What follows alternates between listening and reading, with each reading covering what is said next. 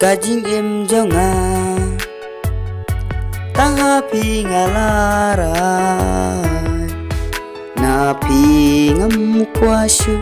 bangan don ngai bade tang hapi bai jing inyan ai na pi ngam kwashu bangan don ngai na pi ngam kwashu bangan don ngai ali no se hajan jonga wano mino tang marwe yanga ban klem ma pi mun sim jonga kan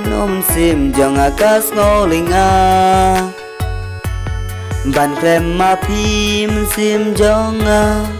kan sim jonga kadam tang jing linga bai jonga tang ma pi ngalarai jing em ban ai ti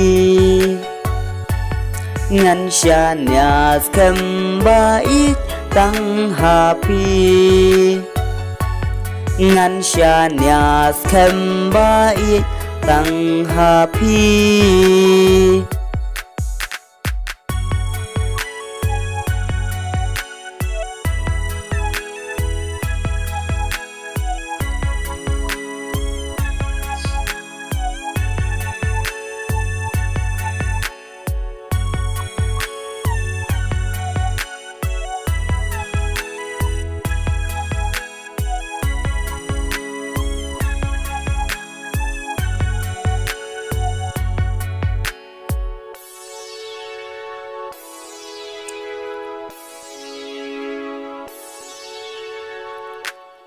kumbangarai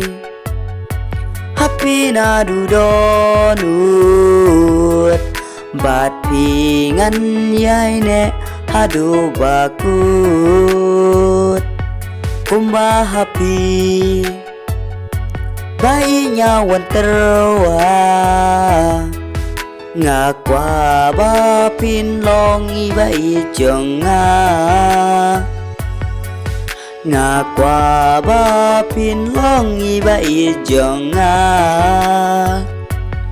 ali no si hajan jonga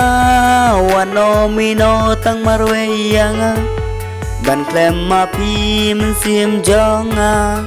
kan sim jonga kas ngolinga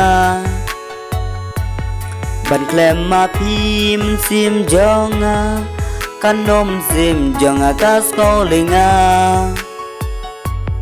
ali no si hajan jonga ya pingan syarai dalai lai na pi bai ngam qua ban ngai tang ma pi haji im jonga ngan zo maria pi shirta tang ma pi haji im jonga